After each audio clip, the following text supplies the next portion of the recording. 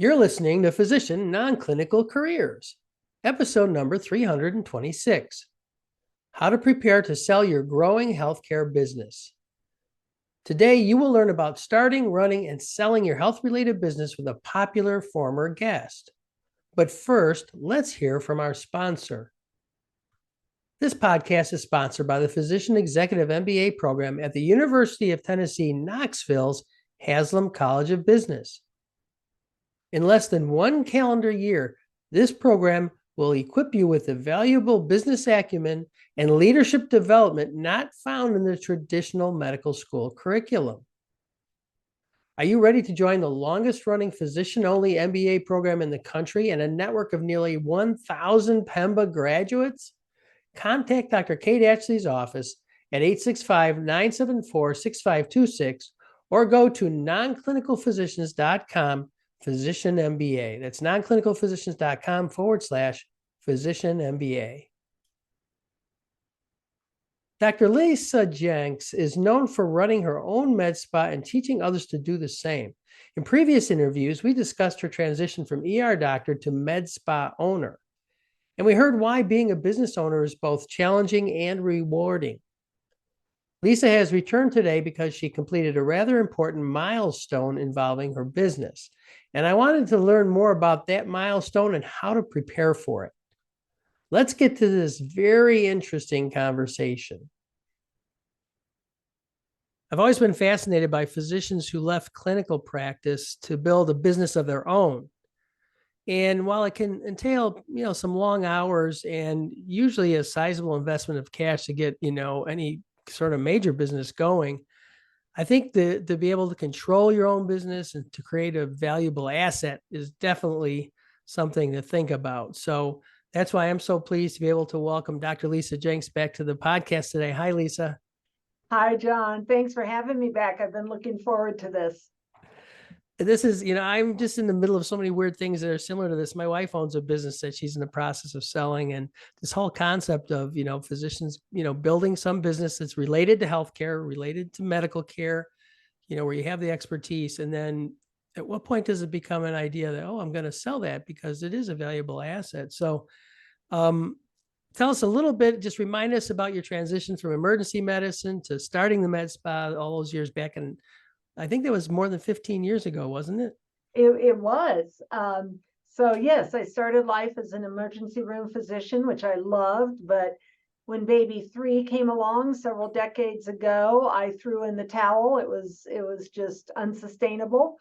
Stayed home for a few years and then opened Genesis in 2007 and sold it in June of this year. Wow, that is a very long story scrunched down into one sentence, but it's fantastic. I mean, we time flies, and before you know it, we've got to make decisions like that. If I remember correctly, and I'll encourage the listeners to go back to our previous 2 episodes. I think one was in 2018 and one in 2020. I mean, they get a lot more detail about the startup and the management of it, but give us a little taste of like what you envisioned at the beginning. And did you think about selling at the beginning when you opened it? John, I am embarrassed to tell you how naive I was when I opened my own business. I had no idea what it would entail. And I don't think at that point I was thinking about the end game. I was just thinking about what I could do within medicine, but not within traditional medicine, that would allow me to have a work-life balance and still feel like a doctor. And I decided to open a med spa and really didn't think through it very much. About 3 or 4 years after I opened, another physician who was a pathologist started working very part-time for me. And another 1 or 2 years after that, she started buying into the business with the end goal being at that point that she would eventually take over. However, in 2020, for various reasons, she had me buy her shares back and she transitioned out of Genesis.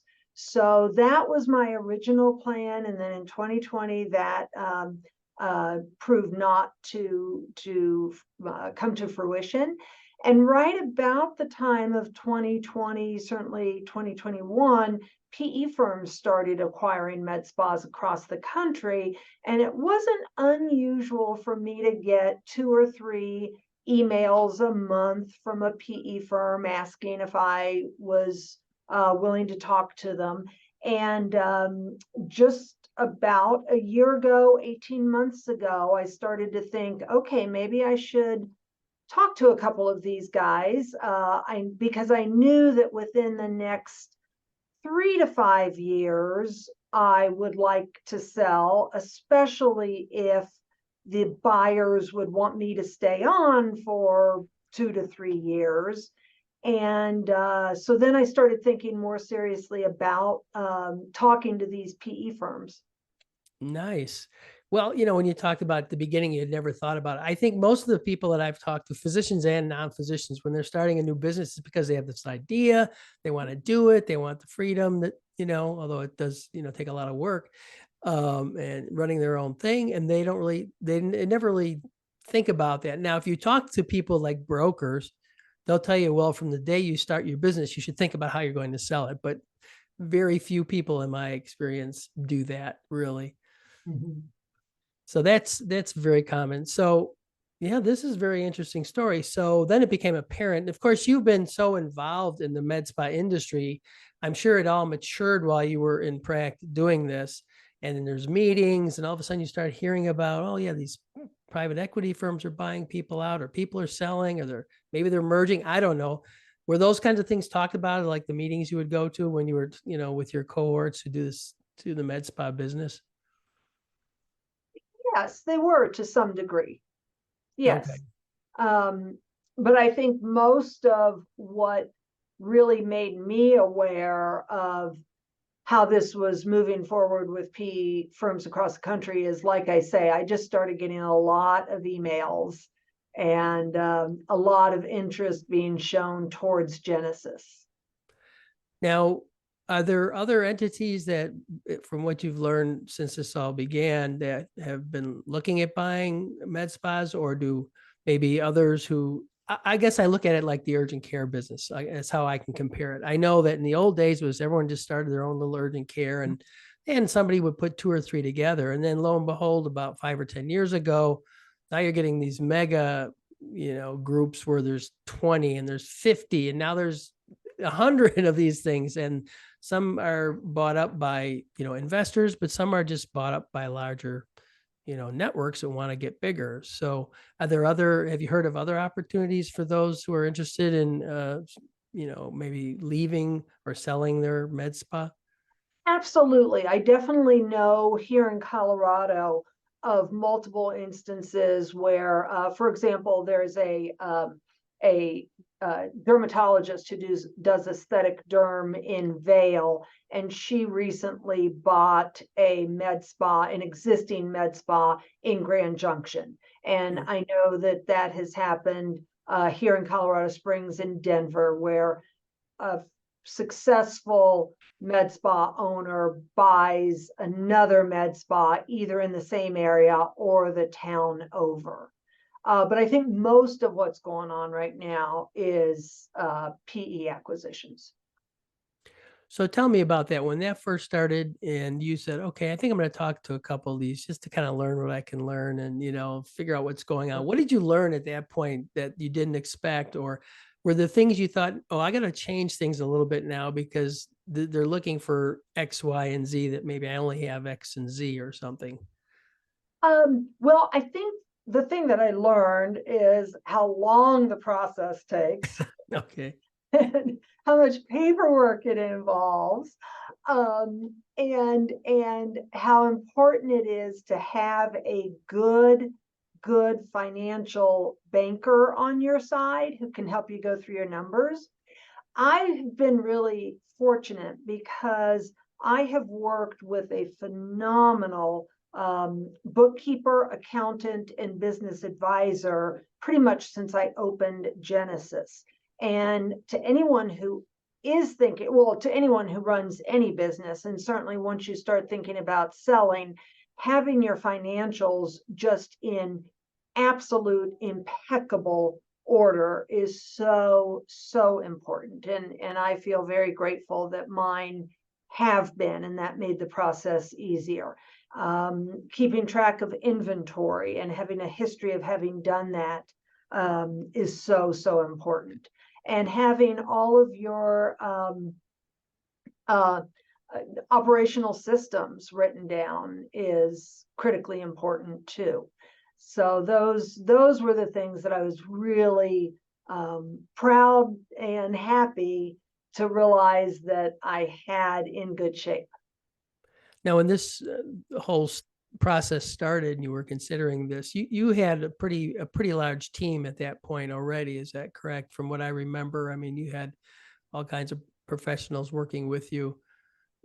I have for the last whatever 5 years or so had a staff of 17, Okay. and then, as I say, have just had a business advisor, outside bookkeeper, and outside accountant working alongside of me ever since my inception.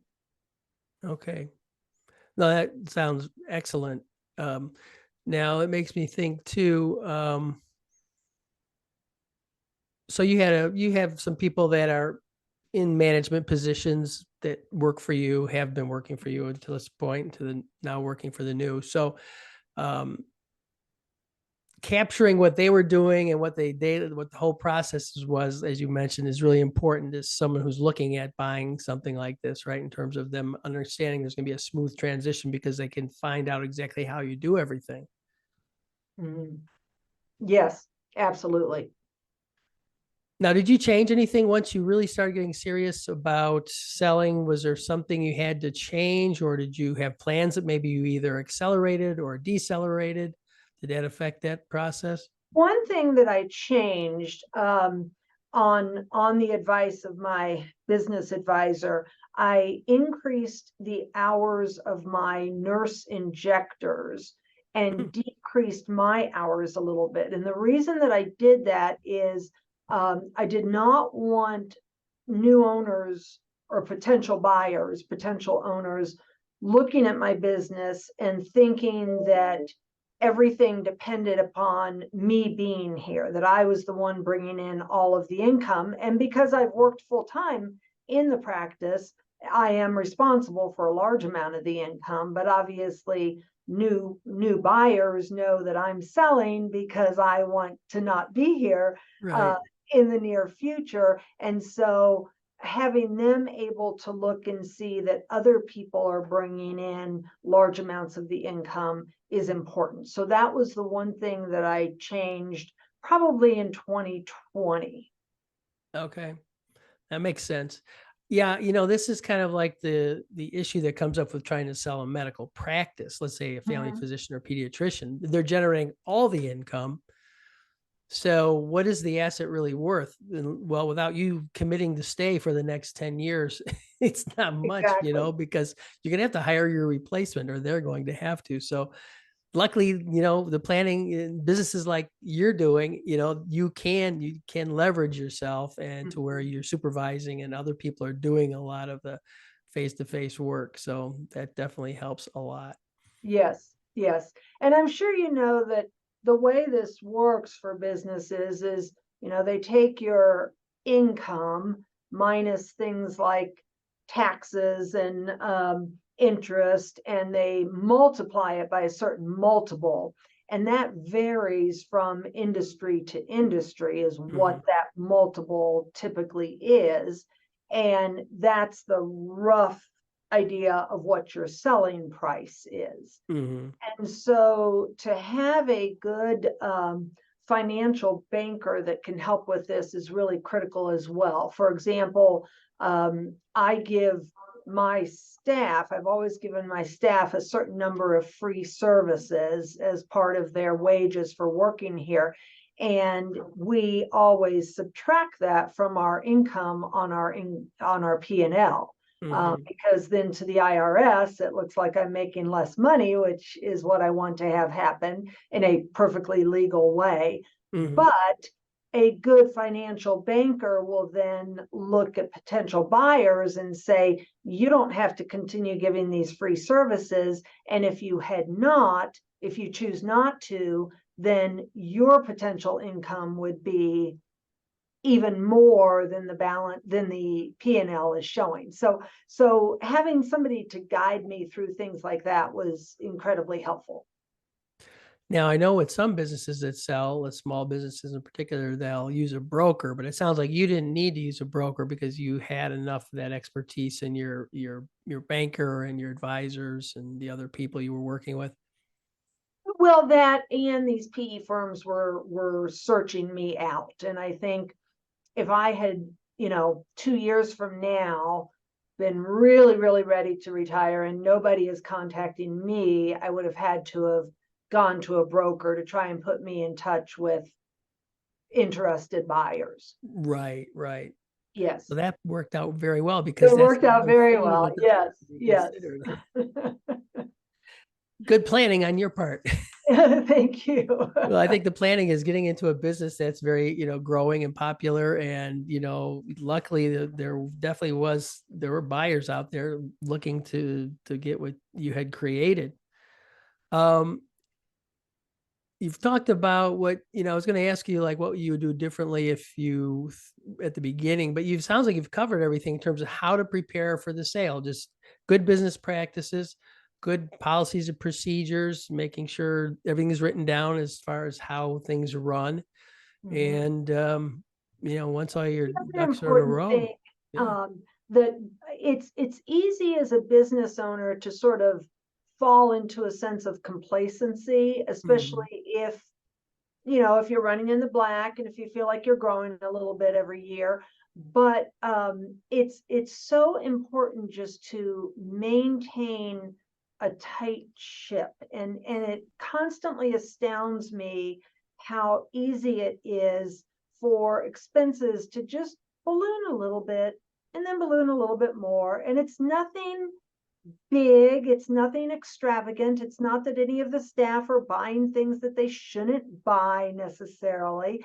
But if you, as the business owner, aren't really keeping track of all of that and aren't perhaps calling the phone company once a year to argue against the 20% increase that they're trying to give you, um, how the expenses can take over. And so I think just keeping those as low as possible at all times, which is tough when you're running a business and you want to provide your staff and your customers with the very best experience that you can, which takes money to do. But really, really trying to run a tight ship is so important.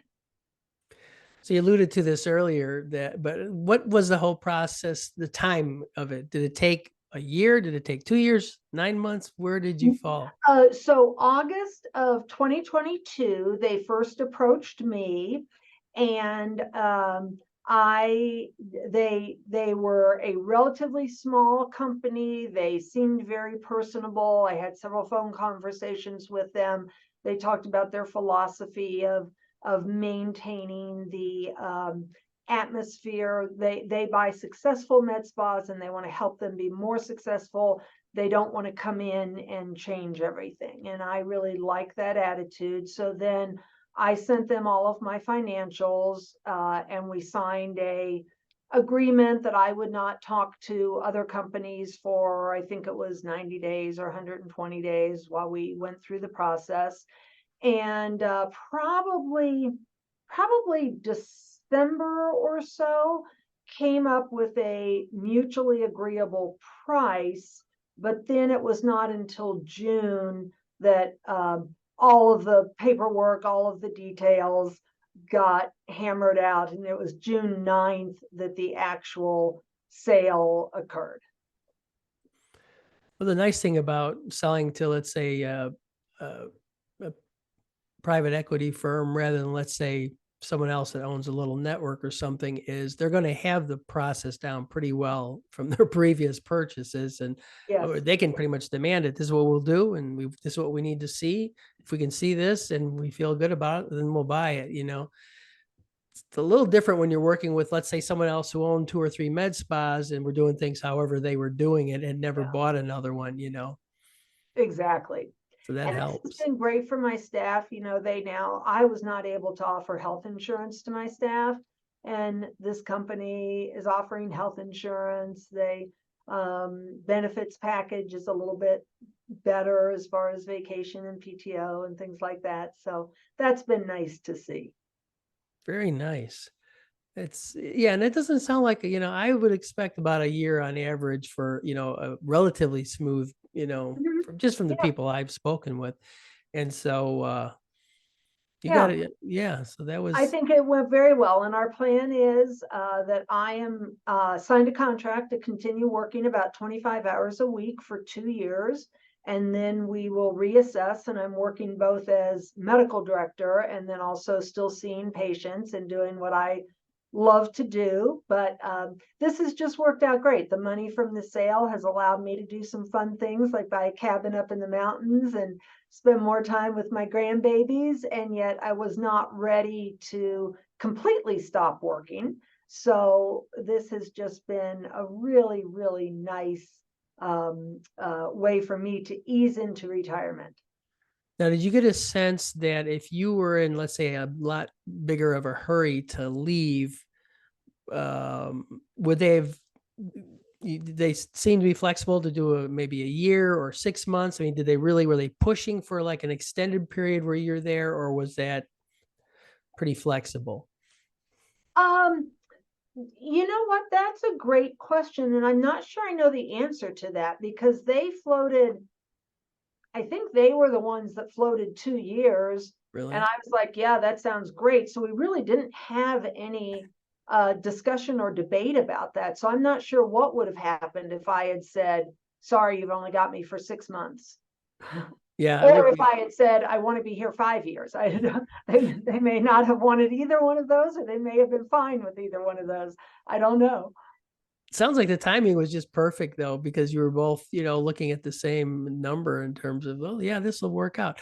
The only reason I ask is because, some people, it's like when you're in medicine and you get burnt out, you reach a point where you're done and you want to sell. And we think it takes a long time to get out of your practice, when you've been in it for several years, but most people can get out in 6 months or less if they really push it. But you cannot get out of your own business in less than a year usually, because unless you have someone lined up ahead of time to buy it, and they're going to want you to stay for a while. So you just had everything worked out so great. You're just It the really prime did. example of how to sell your business. Well, thank you. It really did. I feel very, very blessed. Um, and it did. It just the timing could not have been better. Um, yeah. I think this is just a great inspiration for physicians who have maybe thought about the idea, well, shit, can I do my own business? And really just hearing, your story and remind us, okay, not only can I find something good that I want to do, that I'll enjoy doing, that'll pay well. And if I think in advance about, I'll have this asset I can sell at the end. And, it just, I think inspires all of us to kind of plan ahead and say, this might be a definite option. Well, thank you. And I hope that anybody who has questions or wants to talk to me more will feel free to contact me. My email is Lisa, Lisa, at Genesis, like the first book of the Bible, -medspa.com. And my work number here is 719-579-6890. I love, love, love talking to anyone about starting a med spa, running a med spa, and now I can speak to selling a med spa. Fantastic. I appreciate you sharing that. So the website for the spas at genesis-medspa.com, and they can use that phone number. I'll put all this in my show notes. They can, do that, use your email. They could find you on LinkedIn. And what else are you up to? I know in the past you were doing some, mentoring, coaching, that kind of thing. So tell us more a little bit about that, which is obviously part and parcel of your involvement as a med spa owner. So 1 weekend a month, I hold classes here at Genesis and alternate months between teaching injectables, meaning neurotoxins and fillers, and then teaching PDO threading. And I love doing that. The students for the class range from estheticians to MDs and everybody in between. They're very small classes, a lot of hands-on. And so those are really, really fun. And I would love to tell anybody who's interested more about that. And then I do some consulting and mentoring, John. I love doing that. It hasn't really taken off as much as I had hoped perhaps it would in the early days. But I do ever so often get emails from doctors who are wanting to start med spas, and we'll have conversations with them. Some of them even have flown out to shadow me here at Genesis and just see a little bit more about what this world is like, which I really enjoy. Oh, that'd be a fantastic resource. If I was thinking of starting a med spa, that would be perfect to share, the old shadowing, right? Like we did when we were in med school, or, thinking of going to med school and really see how things run. And that'd be fantastic. And they can reach you just through the phone Yes, number and the emails that you talked about a minute ago. yes, yeah. All right. Well, I just want to say congratulations. You're making this fantastic transition as you want to, into whether you retire or not retire. Who knows what you'll do 3, 4, 5 years down the road. But this is really again, it's an inspiration to all of us. So I appreciate you taking the time to come today. Well, thank you. I appreciate you inviting me and allowing me to share this exciting news with everybody. It's been great. I was going to say, and who knew when you were going to emergency medicine residency that someday you'd be a business owner and med spa practitioner? I can tell you, I sold my med spa for way, way, way more money than I would have sold my ER scrubs to the next doc coming in when I retired.